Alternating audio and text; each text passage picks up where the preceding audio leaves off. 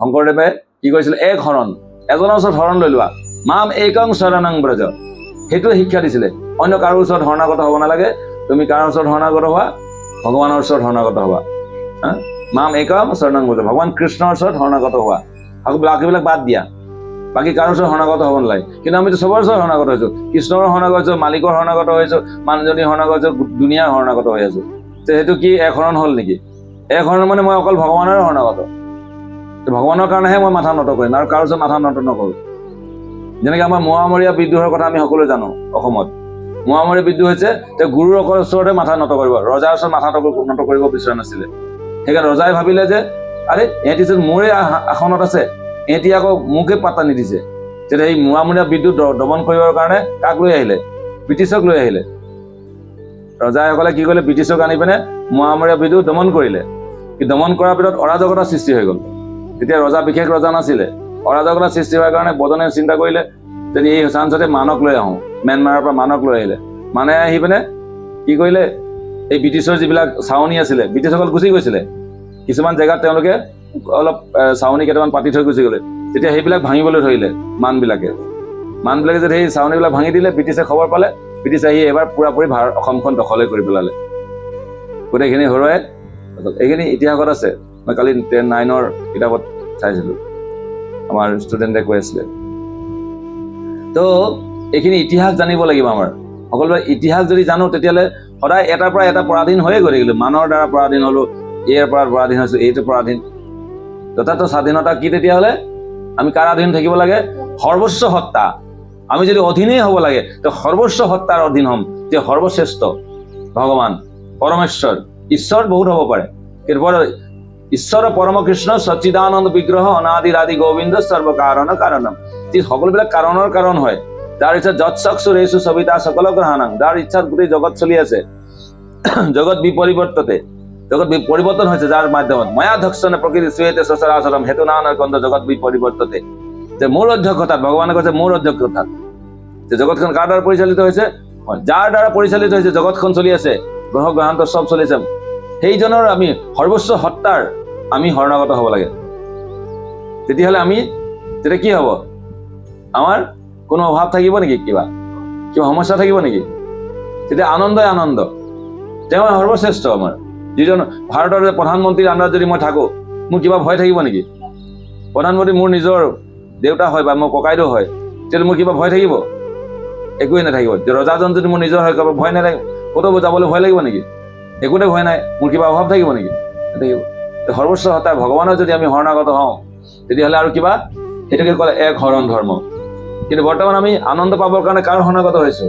ভগৱানৰ শৰণাগত। ভগৱানৰ নাম ল'লেতো আনন্দই আনন্দ, কিন্তু মদৰ আনন্দ ল'বলৈ, মাংসৰ আনন্দ ল'বলগীয়া হৈছে, অন্য কিবা কিবি যোৱাৰ আনন্দ ল'বলগীয়া হৈছে, পৰস্ত্ৰী বা স্ত্ৰীৰ সংগ লাভ কৰিবলগীয়া হৈছে। ভগৱানৰ নাম কৰি যি আনন্দ পাইছোঁ, সেইটো তেতিয়াহ'লে মই স্ত্ৰীত সংগ কৰিহে বেছি আনন্দ পাইছোঁ। তেতিয়াহ'লে সেইকাৰণে স্ত্ৰী শুনা বুলি কৈছে। কি বুলি ক'লে? কি বোলে? 4টা কলি আছে বুলি কি ক'লে? ইন্দ্ৰিয় তৃপ্তি। কি শ্লোকটো কি? 4টা অধৰ্ম। দুতং পানং স্ত্ৰী শুনা, দুতং পানং স্ত্ৰী শুনা। যে তুমি ভগৱানৰ ওচৰত ভগৱানৰ নাম কৰি যদি আনন্দ পাবা, এই 4টাত তুমি কেলে আনন্দ ল'ব লাগে? দ্ৰুত ক্ৰিয়া কেলে কৰিব লাগে? ইন্দ্ৰিয় তৃপ্তি খেলা ধূলা কেলে কৰিব লাগে? হৰিনাম কৰিলে যদি আনন্দ, প্ৰহ্লাদে হৰিনাম কৰিছিলে নে খেলা ধূলা কৰিছিলে? সি কৈছে লগৰবিলাকক যে ল'ৰা বন্ধুসকল, এই জীৱনটো, মনুষ্য জীৱনটো বহুত দুৰ্লভ। আমি যদি আধা জীৱন শুইয়ে পাৰ কৰোঁ। সৰুতে যদি কেঁচুৱা হৈ থাকোঁতে গ'ল এটা সময়, এতিয়া তোমালোকে বালক হৈছা, এতিয়া কেলে তোমালোকে খেলা ধূলা কৰি সময়বিলাক অপব্যয় কৰিছা? আহা আমি ভগৱানৰ নাম লওঁ। প্ৰহ্লাদে সৰু ল'ৰা এটাই শিকালে। কি ক'লে?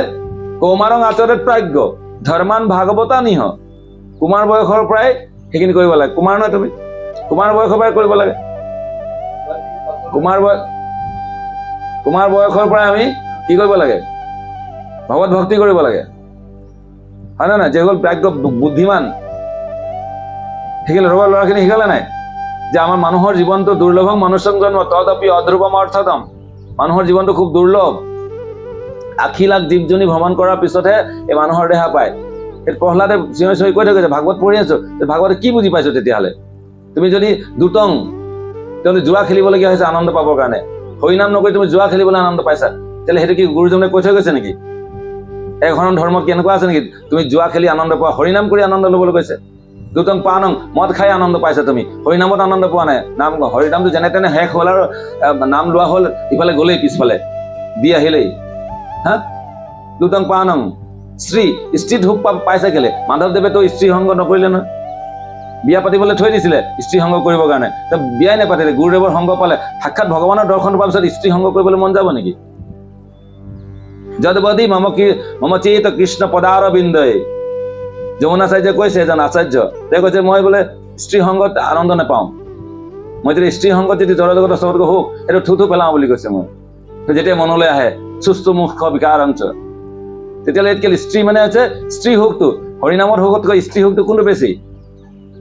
তেতিয়াহ'লে এই জগতত স্ত্ৰী সুখ কেনেকৈ পাইছে? তেতিয়াহ'লে হৰিনাম কৰি তেতিয়াহ'লে স্ত্ৰী সুখৰ পৰা আঁতৰি হৈ থাকিব লাগিছিলে। দুটং পানম স্ত্ৰীয় চুনা, চুনা মানে মাছ মাংস খাবলৈ কেলে মন গৈছে তোমাৰ? তাৰমানে এইটোত হৰিনাম খাই পেলাই ভগৱানৰ প্ৰসাদ খাই পি আনন্দ নাই পোৱা তেতিয়াহ'লে। সেইকাৰণে যদি সঁচাকৈ যদি মাছ মাংস তেতিয়াহ'লে ভগৱানক অৰ্পণ নকৰা কেলে? আমি জানো মাছ মাংস ভগৱানক অৰ্পণ কৰিব নাপায়, খাব পায়। তেতিয়াহ'লে তুমি আনন্দ পাইছা, তেতিয়াহ'লে হৰিনামতকৈ তেতিয়াহ'লে প্ৰসাদ খোৱাতকৈ তেতিয়াহ'লে মাছ মাংসত আনন্দ পাইছা তেতিয়াহ'লে। সেইকাৰণে তুমি সেইটো কৈছা। তাহলে কি কৰিলে? চাৰিটা তুমি ইন্দ্ৰিয় তৃপ্তি বাদ দিয়া এইকেইটাত। সেইকাৰণে কৈছে আৰু এটা কথা ধুনীয়া ইম্পৰ্টেণ্ট, বাংলাত এটা প্ৰবাদ আছে, খাইয়া মাগুৰ মাছেৰ ঝোল চুইয়া ৰমণীৰ কুল, বেটা চান বদলে বলো হৰি হৰি বল। সেইটো নেগেটিভ ভাৱে কোৱা হয়, কিন্তু ৰামকৃষ্ণদেৱে কিন্তু এটা পজিটিভ থিংকিং আনিছে।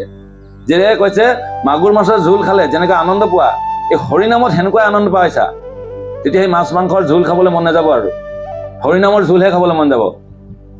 ভগৱানৰ নাম কৰিলে সেই মাছ মাংস খালে যিটো আনন্দ পোৱা যায় তাতকৈ বেছি আনন্দ পোৱা যায়, সেইটো ক'ব লৈছে। আৰু চুইয়া ৰমণীৰ কুল, ৰমণীৰ কুলত যেতিয়া হুলে যিটো আনন্দ পোৱা যায় সেইটো তুমি হৰিনামত পাব লাগিব, তেতিয়াহে সেইটো বাদ দিব পাৰিবা। ৰসবৰ্জং ৰসপচ পৰং দৃষ্টানুবৰ্ততে, এই শাৰীৰিক সুখ কৰিলে যিটো আনন্দ সেইটো ভগৱানৰ সুখতকৈ একেবাৰে তুচ্ছ। ত্যক্তা তূৰ্ণমশেষ মণ্ডল পতিং শ্ৰেণীং সদা তুচ্ছবৎ। কেতিয়া কৰিব পাৰিম তুচ্ছ জ্ঞান? যেতিয়া মই উন্নত ৰস পাম, তেতিয়া ওচৰত কোনোবা হৈ থাকিলেও ভাল নলগা হৈছে। এইবোৰ কেলে ভাল লগা নাই? হৰিনামত ভগৱানৰ ভক্তি প্ৰেমত ইমান আনন্দ পাইছো, এইবিলাক আৰু কোনো ভাল নলগা হৈ গৈছে। না মোৰ জুৱা খেলি ভাল লাগিছে এতিয়া, না মোৰ মদ খাই ভাল লাগিছে, না মোৰ স্ত্ৰী সংগ কৰি ভাল লাগিছে, না হয় মোৰ কোনো মদ মাংস বা মাংস মানে প্ৰাণী হত্যা কৰি তাৰ মাংস ভক্ষণ কৰি মোৰ আনন্দ লাগিছে। তাৰপিছত ক'ত আছে? মই সোণৰ অলংকাৰ, অলংকাৰ মানে হৈছে জুৱেলাৰী। জুৱেলাৰী মানে কি? নিজকে সোণ অলংকাৰ কেলে পিন্ধে মানুহে? সুন্দৰ কৰিবলৈ, মোৰ নিজকে সজাবলৈও ভাল নলগা হৈ থাকিলে। আৰু মোৰ ভগৱানৰ ভক্তিত ইমান ভাল লগা হ'ল, মোৰ এইবোৰ পিন্ধিবলৈ ভাজিবলৈ নিজে সাজি কাজি থাকিবলৈ ভাল নালাগে। আৰু মোৰ হৰিনাম ভগৱানৰ নাম কৰি ইমান আনন্দ পাইছো, সাজি কাজি থকাৰ মোৰ সেইকাৰণে ভগদেৱ গোস্বামীয়ে কি কৰিলে? কাপোৰ কানি নিপিন্ধাই থাকিলে। কি এইবোৰ সজাই, ডেড বডি সজাই কি লাভ আছে? মানে নিজকে সজাই কেতিয়া মানুহে লোকক আকৰ্ষণ কৰিব? আকৰ্ষণ মানে তাৰ পৰা ইন্দ্ৰিয় তৃপ্তি লাভ কৰিব নাই। ল'ৰাটোৱে কেলে সাজে? ছোৱালীজনী পাম তেতিয়া ধান্দাত আছো। ছোৱালীজনী কেলে আহিছে? ল'ৰা এটা পাম বা লোকক সন্তুষ্ট কৰিম বা মোক চবে ভাল বুলি কয়, কনক কামিনী প্ৰতিষ্ঠা বাগিনী চাৰি আছে যে সেইটো বৈষ্ণৱ। তাৰমানে এই সকলোবিলাক সুখ তাৰ বাদ দি দিয়ে, তেতিয়াহে সি পৰম বৈষ্ণৱ। হৰিনামো কৰি আছো, বেলেগ এইবিলাকত সুখ লাভ কৰিছো, তাৰমানে কি সেইবিলাক ভাল লগা হৈ আছে এতিয়ালৈকে? বুজি পালো নে? এই 5টা বছৰত কলি স্থান দিয়া কাৰণটো হৈছে কি? যে এই 5টা বছৰ বাদ দিব লাগিব। কেলে বাদ দিব লাগে? এইখিনি ভাল নলগা হ'ব ন। সোণ ৰূপ মোৰ টকা পইচা কি? টকা মাটি মাটি টকা নিচিনা লাগিব। তেতিয়া প্ৰকৃত জ্ঞান হ'ব। কি লাগিব তেতিয়া? চব মাটি নিচিনা লাগিব। পইচা, এই কাগজখন আমি কিমান ভাল পাওঁ নহয়? পকেটত থাকে যে কাগজখন, কাগজ নহয় জানো? এখন কাগজত কেলে ভাল পাওঁ? এইবোৰ কিবা এটা পাম, দৰত গ'লে কিবা বস্তু কিনিবলৈ পাম, হয় নে নহয়? কেতিয়া সেইখিনি মোৰ মূল্যহীন লাগিব? এইটো টকা পইচা ধন সম্পত্তি মূল্যহীন লাগিব কেতিয়া? যেতিয়া যথাৰ্থ জ্ঞান হ'ব। কি লৈ আহিছে, কি লৈ যাম, যেতিয়া বুজি পালেহি ফাল্টু বস্তু। গৌতম বুদ্ধই যেতিয়া বুজি পালে কথাটো যে এইবিলাক বেকাৰ, চব ত্যাগ কৰিলেচোন। যিখন মহাত্মাসকলে, ভৰত মহাৰাজে যেতিয়া গম পালে যে নায়ং দেহ দেহভাদ নীলোকে কাস্তান কামান অৰ্হতাং বীৰভুজাং, যে এই জড়জগতি সুখবিলাকতো বিষ্ঠা ভোজনকাৰী কুকুৰ আৰু গাহৰিও পাই আছে। আহাৰ নিদ্ৰা ভয় মৈথুন, ইয়াৰ ভাল সখী হৈ আছে তেওঁলোকে। তাহলে মানুহৰ জীৱনটো কি সেইটো নহয় বুলি তেওঁ গম পালে, তেওঁ দেউতাকৰ পৰা, ঋষভদেৱৰ পৰা যেতিয়া গম পালে, তেওঁ সকলোবিলাক ত্যাগ কৰি থৈ গুচি গ'ল, হয় নে নহয়? তাহলে আমি কি ত্যাগ কৰি পাৰিলো নেকি? ইমান দিন ভাগৱত পঢ়িও কেলে ত্যাগ কৰি পৰা নাই? আচল সুখটো পোৱাই নাই, ভাগৱতৰ ৰসটো পোৱাই নাই। ভাগৱতৰ ৰসটো কেতিয়া পাম আমি? যেতিয়া যিজনে ৰস পাইছে তেওঁৰ ওচৰত যাব লাগিব। যিটো ধনী ব্যক্তিৰ ওচৰত গ'লে মই ধন্যবান হ'ব পাৰিম, যিটো গুণী ব্যক্তিৰ ওচৰত গুণৱান হ'ব পাৰিম, হয়নে নহয়? আমাৰ অসমীয়াত এটা কথা আছে, খকুৱাৰ লগত খাবলৈ পায়, দগাৰ লগত শুবলৈ পায়। যে খকুৱা মানুহটোৰ লগত থাকিলে যি খাই খাই গৈ থাকে, তাৰ লগত থাকিলে বহুত খাবলৈ পাবা। আৰু যি খাবলৈ নিবিচাৰে, ঐ কি আৰু খাবলৈ, বাদ দে আজি, আৰু তাৰ লগত থাকিলে আৰু তোৰ একেই অৱস্থা হ'ব, হয়নে নহয়? তেতিয়াহ'লে আমি এই সুখখিনি, ভগৱানৰ সেই নামত সুখখিনি পোৱা নাই, এক শৰণ লোৱা নাই আমি। যেতিয়া আমি সৰ্বধৰ্মক পৰিত্যাজ্য কৰিম, সকলোৱে বাদ দি যেতিয়া ভগৱানৰ শৰণাগত হ'ম, তেতিয়াই আচল সুখখিনি পাম। যেতিয়া ছোৱালীজনীয়ে ঘৰ পাৰি এৰি থৈ, মাক দেউতাকক এৰি থৈ এতিয়া ল'ৰাৰ ওচৰত নিজকে সমৰ্পণ কৰে, তেতিয়া সেই ঘৰখনৰ সুখটো পায়। যদি এই ঘৰ দুই ঘৰে তাল মাৰি থাকে, তেতিয়াহ'লে পাবনে? দুই নাৱত তুৰি বহি হ'লে সুখ পাবনে? মাজত ডিভোৰ্চ হ'বগৈ লাষ্টত, আৰু চাই ল'বা, ডিভোৰ্চ হ'বই। আগৰবিলাক ডিভোৰ্চ নহ'লে, ঘৰলৈ বেছি যাতায়াত নাছিলে। সেইকাৰণে কৈছে গৰু কিনিবা ৰিংটো বাটৰ, আৰু বিয়া পাতিবা দিনটোৰ বাটৰ। আৰ বাংলাত কয় বাজাৰ কৰবে ঘুৰে, বিয়ে কৰবে দূৰে, দূৰ থেকে। ওচৰৰ মিতিৰ পিয়ালি কুকুৰ, জোঁৱাই যদি ঘৰৰ ওচৰৰে হয়, ওচৰৰ গাঁওখনৰ হয়, এই পিয়ালি কুকুৰৰ নিচিনা বহি থাকতৈ, ইমান পাত্তা নিদিয়ে। কিন্তু বহুত দূৰত যদি জোঁৱাই হয়, বহুত দিনৰ পিছত আহিব, জোঁৱাই খাতিৰ একেবাৰে পুৰা আদৰ যত্ন লয়। আৰু ওচৰৰ জোঁৱাই হ'লে ভেলুৱেই নাই তাৰ, ঘৰৰ লোৱাৰ নিচিনা। আৰু এই কথাবিলাক শাস্ত্ৰত দিয়া আছে, ধুনীয়াকৈ আমি বুজি পাব লাগিব। বুজি পালো নে নাপালো? তেতিয়াহ'লে সকলোবিলাক ত্যাগ কৰি ভগৱানৰ শৰণাগত হ'ব লাগিব, তেতিয়াহ'লে যথাৰ্থ মুক্তি। আৰু সেইটোত আনন্দই আনন্দ। আমি যদি গুৰুজীৰ আশ্ৰমত যদি থাকোঁ কাৰোবাৰ, গুৰুৰ নিৰ্দেশত যদি থলো, তেতিয়াহ'লে আমি আনন্দই আনন্দ। যদি গুৰুৰ কথা মানে নচলো, তেতিয়াহ'লে পানিছমেণ্টেই পানী যায়, হয় নে নহয়? পানিছমেণ্ট কেতিয়া দিব ভগৱানে? যেতিয়া তেওঁৰ কথা মানে নচলিম, হয় নে নহয়? তেতিয়াহ'লে আমি যদি পৰাধীনেই হ'বলৈ হয়, তেতিয়াহ'লে কাৰ ওচৰত? মূৰামূৰি বিধৰ কথা ক'লো, গুৰুৰ ওচৰতহে। তাতে তেওঁলোকে শিকাইছিলে গুৰুৰ ওচৰতহে অকল মাথা নত কৰিব লাগে, আৰু ভগৱানৰ ওচৰত আৰু ক'তো মাথাটো নত কৰিব লাগে। মাথা কাটি যাওক, কোনো অসুবিধা নাই। মোৰ মাথা একমাত্ৰ কাৰ ওচৰত নত হ'ব? একেবাৰে ভগৱান আৰু গুৰুৰ ওচৰত। আৰু কাৰো ওচৰত মোৰ মাথা নত নহয়। মই সেৱাই যদি কৰিব লাগে, গুৰু কৃষ্ণ সন্তুষ্টি বিধানৰ কাৰণে কৰ্ম কৰিম, আৰু নহ'লে মই কাৰো কৰ্ম নকৰোঁ। এইটো যথাৰ্থ মুক্তি, যথাৰ্থ স্বাধীনতা। আৰু এই স্বাধীনতা আমি বহু দূৰত অৱস্থান কৰি আছোঁ। সেইকাৰণে জীৱনত আমি কোনো এতিয়া শান্তি পোৱা নাই, আনন্দ পোৱা নাই। আনন্দ শান্তি কি বস্তু বুজিয়েই নাপাওঁ এতিয়ালৈকে। শান্তি মানে ভাবোঁ যে অকণমান এটা সুখ পাই গৈছোঁ। সুখ আৰু শান্তি, আনন্দ যে তিনিটা বেলেগ বস্তু, আমি বুজিয়ে পোৱা নাই। শাৰীৰিক সুখ হয়, ফেন চলিছে বা AC চলিছে, আমি সুখহে পাইছোঁ, শান্তি নহয়। AC ৰুমৰ ভিতৰত থাকিলে মনত যদি অশান্তি থাকে, তেতিয়া গৰম ঘাম ওলাই যাবগৈ। টেনশ্যনত আছে সি, এতিয়া ঘাম ওলাব নাই, ঠাণ্ডা লাগিব নে গৰম লাগিব? তাত গৰম লাগি যাব তাত, হয় নে নহয়? শান্তিটো কি? খোৱা বস্তু দিয়ে শান্তি দিব? ঘৰখনত খেং খেং খেং খেং কৰি থাকে সদায়, ভাল বস্তু খালে কি খাবলৈ মন যাব? কেতিয়াও নাযায়। তাহলে মনত শান্তি হয়, শৰীৰত সুখ হয়, আৰু আত্মাত আনন্দ হয়। আত্মা যেতিয়া আনন্দ, সেইকাৰণে কৈছে শৌনক ঋষিয়ে সুধিছে, জীৱৰ পৰম মংগল কেনেকৈ হয়? পৰম মংগল সকলোৱে আনন্দত কেনেকৈ থাকিব পাৰিব? সবই পুংসাং পৰ ধৰ্ম যত ভক্তি ৰাজুচ্যজে অহৈতুকীয় প্ৰতিহতা যে আত্মা সুপ্ৰসিদ্ধি। আত্মা প্ৰসন্ন লাভ কৰিব কেতিয়া? যদি আত্মা পৰমাত্মাৰ লগত মিল হ'ব, পৰমাত্মাৰ লগত মিল হ'ব। যেতিয়া ৰাস বুলি কোৱা হয়, ৰসৰ নৃত্য, যেতিয়া গোপীসকলে ভগৱানৰ লগত মিলিত হয়, এজন ভক্ত আৰু ভগৱান মিলন, আত্মাৰ পৰমাত্মাৰ মিলন সেই ৰাস নৃত্য। যে মনৰ আনন্দ নাচে, যেতিয়া আত্মা পৰমাত্মাৰ লগত মিলিত হয়, তেতিয়া আনন্দ পায়। যেনে মাক বহুত দিনৰ পিছত, মাক দেউতাক বহুত দিনৰ পিছত ঘৰলৈ উভতি আহিছে, ল'ৰাটো কেনেকুৱা লাগে? কুকুৰটোৱে চাবচোন, নেজ যোগাই যে কেনেকুৱা কৰে, মালিকক অভ্যৰ্থনা জনায়, কিমান আনন্দত নাচে সি।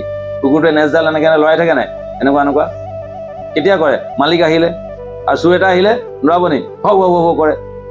মালিক যেতিয়া আহে, যে কুকুৰে লেজ নোৱাৰি লৈ তেতিয়াহ'লে যে আত্মা ইমান দিন যে আমি ইয়াত ঘূৰি ফুৰিছোঁ, কষ্ট পাই আছোঁ, যেতিয়া পৰমাত্মাৰ লগত আমি সংগ পাম, তেতিয়া কিমান আনন্দ হ'ব। সেইটোকে ৰাস নৃত্য। সেইটো যিটো নাচে মানুহৰ মন, কুকুৰটোৱে নাচে, সেইটো ৰাস নৃত্য। কিন্তু মানুহে এতিয়া বুজি নাপায়, এই কুকুৰটোৱে যে নাচে মালিকক দেখি, সেইটোৱে ৰাস নৃত্য। ৰসত আনন্দ, মালিকক পাই গ'লো, মালিক আহিলে, বাবা আহিলে, দেউতা আহিলে, দেউতা আহিলে। দেউতা বজাৰলৈ গৈছে, মোলৈ জোতা চোলা আনিব, হয় নে নহয়? যেতিয়া দেউতা বজাৰৰ পৰা কিবা এটা লৈ আহে, তেতিয়া ভাল লাগে নাই? চোলা পেণ্ট আনিছে দেউতাই, মোলৈ চোলা পেণ্ট আনিছে, ভাল লাগে নে নালাগে? আনন্দ পাওঁ নে নাপাওঁ? বহুত দিনৰ পিছত দেখিলে ভাল লাগে নে নালাগে? লাগে। সেইকাৰণে কৈছে, আনৰ দেশৰ পৰা উলটি আহোঁতে ফুৰি চাকি ঘৰ মোৱা হৈ জ্বলা নাই হিয়া যা স্বদেশ প্ৰেমে আছেনে কোনোবাই এনে হৈ। সেইটো কবিতাত কিন্তু কবিয়ে নিজৰ দেশলৈ যদি যেতিয়া উভতি আহে, সি যদি আনন্দ নাপায়, এইটো বেকাৰ। কিন্তু নে স্বাৰ্থপৰ দূৰ কপলীয়া নাপায় খ্যাতি জনমত, দুগুণ মৰণ ভোগী ধূলিৰ মানুহ মিলি যাব ধূলিৰ লগত। তেওঁ স্বদেশ প্ৰেমৰ কথা ক'লে। যে আমি আত্মাৰ প্ৰেম, ভগত প্ৰেমৰ কথা কৈছোঁ।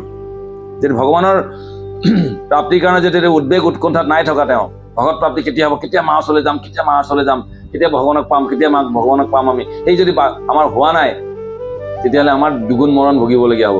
আমাক কোনো মনত নাৰাখে আৰু আহিছো আৰু গ'লো আৰু আহিছে মানুহ গৈছে মানুহ মায়াপী জীৱ, বাছ কথা শেষ।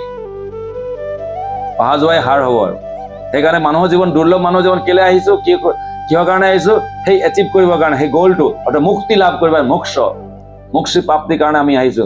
সেই মুক্তিৰ আনন্দ লাভ কৰিবৰ কাৰণে, মুক্তিৰ সোৱাদ আস্বাদন কৰিবৰ কাৰণে আমি মানুহৰ জীৱনটো দিয়া হৈছে। জীৱ জন্তুবিলাকে যদি বাতে মুক্ত নিচিনা লাগিছে কিন্তু তেওঁলোক পৰতন্ত্ৰ। তেওঁলোকে ইয়াত পুৰা চিষ্টেম ভৰাই থোৱা আছে, ইটাৰ বাহিৰে নকৰে। যে চৰাইজনীয়ে ৰাতি জাগি থাকে নেকি, কোনোবাই দেখিছে নেকি? আন্ধাৰ হোৱাৰ লগে লগে যিমান লাইট জ্বলাই থলেও সি শুয়ে থাকে। পৰতন্ত্ৰই, স্বাধীন নহয় তেওঁলোক। তাক বাহিৰৰ পৰা কোনো নকৰে, কিন্তু ভিতৰৰ পৰা তাক কামান দিয়া আছে, প্ৰগ্ৰেমিং কৰা আছে জীৱ জন্তুবিলাকৰ। সি এটাতকৈ বেছি জন্তু নেমাৰে। কেলে নেমাৰে? সিটো ফ্ৰিজত বহি ধুৱাই থব পাৰিলেহেঁতেন। সেই প্ৰগ্ৰেমিং কৰাৰ চিষ্টেম নাই। ভোক নালাগিলে সি নাখায়, হয়নে নহয়? সি বেলেগ প্ৰজাতিৰ লগত কাৰো লগত কেতিয়াবা সিংহই বাঘৰ লগত কিবা সংগ কৰি পিনে বাচ্চা জন্ম দিছে নেকি? দেখিছে নেকি আজিলৈকে? কুকুৰে বোলে ছাগলীৰ লগত বিয়া পাতিছে নেকি? কুকুৰে ছাগলী কোনে বিয়া পতা দেখিছে নেকি? কেলে নাই পতা? বোলে একে মেকুৰী আৰু বাঘ একে দেখিবলৈ হৈছে নেকি? ঘোঁৰা আৰু গাধাটো দেখিবলৈ একে হৈছে নেকি? নাই হোৱা ন। কেলে নহয়? প্ৰকৃতিৰ নিয়মত তাহাঁতক চিষ্টেম বনাই থোৱা আছে। কোনে কৰিছে? বোলে চৰকাৰে এই বাধা দিছে নেকি? না তাৰ লগত তই বিয়া পাতিব নোৱাৰিবি। আমাৰহে কৰা আছে, ব্ৰাহ্মণৰ লগত ব্ৰাহ্মণ বিয়া হ'বলৈ, ক্ষত্ৰিয়ৰ লগত ক্ষত্ৰিয়, বৈশ্যৰ লগত বৈশ্য, শূদ্ৰৰ লগত শূদ্ৰ। কেলে কৰা আছিলে এইবিলাক? এইবিলাক বৰ্ণ সংকৰ নহ'বৰ কাৰণে। আৰু বৰ্ণ সংকৰ হ'লেই যে সমস্যা হ'ব, গীতাত স্পষ্টকৈ অৰ্জুনে কৈ থৈ গৈছে। বৰ্ণ সংকৰ আৰু অবাঞ্ছিত সন্তানে সমাজত ক্ষতি কৰে। আৰু এতিয়া চব বৰ্ণ সংকৰবিলাক হৈ আছে। যাৰ তাৰ লগত যাৰ মন যায় তোৰ যা খুজি। কিন্তু সেনেকুৱা মানৱ জীৱন দিয়া নাছিলে। মানৱ জীৱন সদায় ভগৱানৰ কথা মতে চলে। যিবিলাক ভাল ছাত্ৰ টিচাৰৰ কথা মতে চলে, তেতিয়াই ভাল ছাত্ৰ হয় নে নহয়? যি সন্তানে মাক দেউতাকৰ কথা মতে চলে সি ভাল সন্তান, সুসন্তান বুলি কোৱা হয়। আজিকালি ল'ৰা ছোৱালীয়ে মাক দেউতাকৰ কথা কিয় নুশুনে? এজনে কৈছিলে কিয় নুশুনে? তাৰ কাৰণ গুড়াত গণ্ডগোলটো সেইখিনিতেই। আমাৰ সংস্কাৰ নাই হোৱা। আমাৰ মানৱ জীৱন সৃষ্টি কৰিছে, কিন্তু সংস্কাৰ দি দিছে, ৰুলছ ৰেগুলেশ্যন দিছে। এনেকুৱা নহয় যে একেবাৰে স্বতন্ত্ৰ কৰি দিছে। জীৱ জন্তুবিলাকক ফিক্স কৰা আছে, আমাক কিন্তু কিতাপখন দি দিছে। কিতাপখন পঢ়ি পঢ়ি তোমালোকে চোৱা, আৰু তেহেঁতক একেবাৰে ইয়াত প্ৰগ্ৰেমিং কৰি দিছে। বুজি পালানে? বাঘ চাব নালাগে বোলে বিৰালিকে চোৱা, ভাল মানুহ চাবলৈ আলিবাটলৈ যোৱা। এতিয়া আলিবাটত মদাহীকেইটা দেখিবলৈ পোৱা যায়। আগতে তেওঁলোকৰ অধিকাৰ নাছিলে। ভাল মানুহ বোলে ৰাজপথত কোনবিলাক চলিব? হাইৰোড যি টি গাড়ী নচলে, ভঙা গাড়ী চলিছিলে নেকি? এই ৰাজপথ মানে ভাল মানুহবিলাকে যাব পাৰিব সেইটো ৰাস্তাত। বেয়া মানুহ উল্টা পোলা মানুহ চাইডে থাকিব, এনেকুৱা চিষ্টেম আছিলে। বাঘ আৰু মেকুৰীয়ে দেখিবলৈ একেই, তাৰমানে কি বাঘ আৰু মেকুৰী একেই নেকি? নহয়।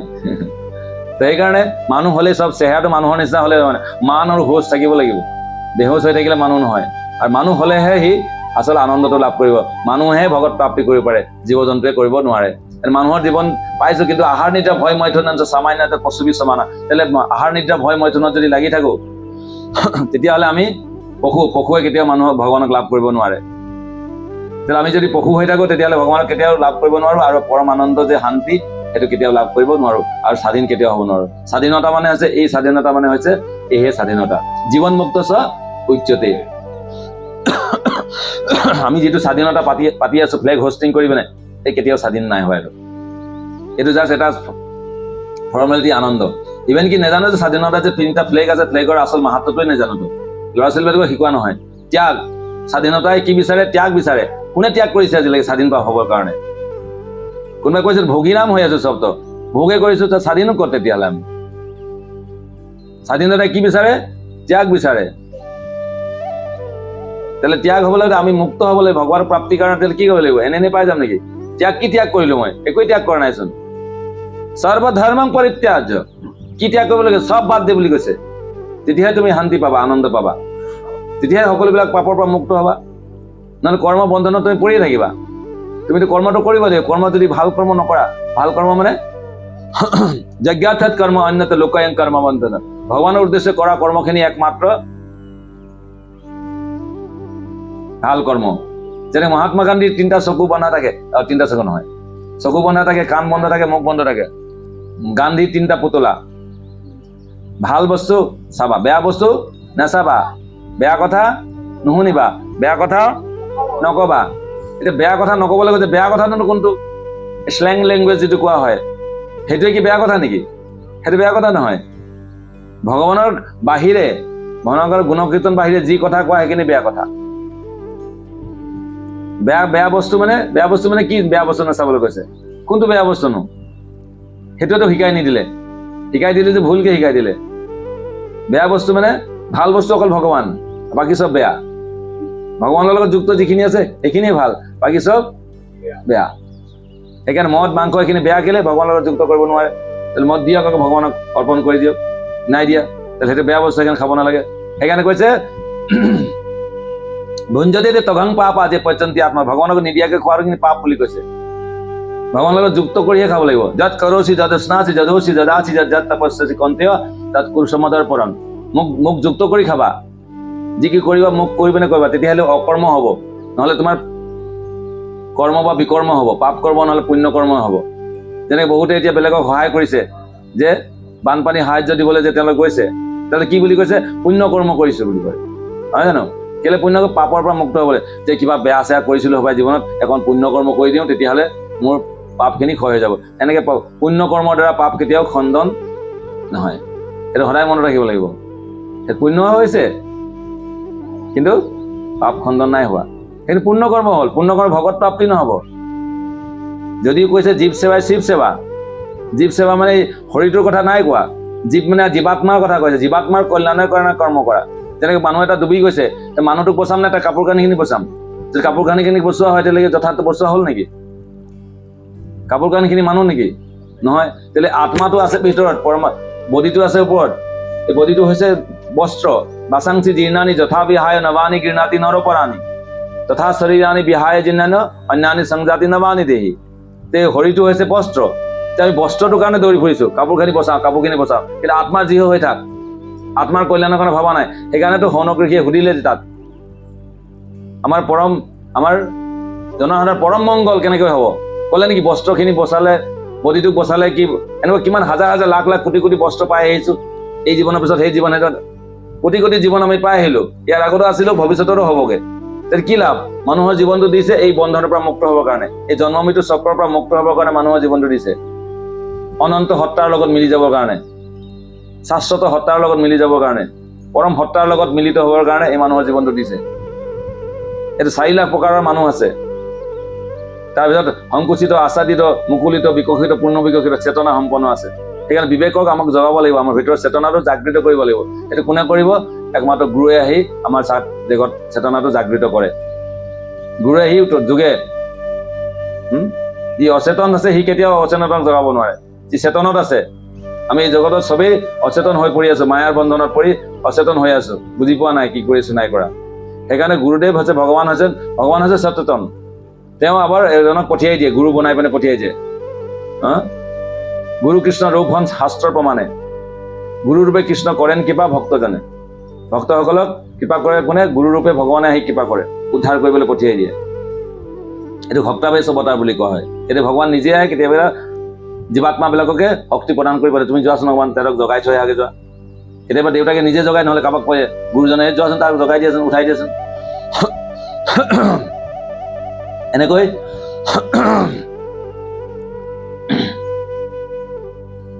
ভগৱানে আমাক জগাবলৈ চেষ্টা কৰে।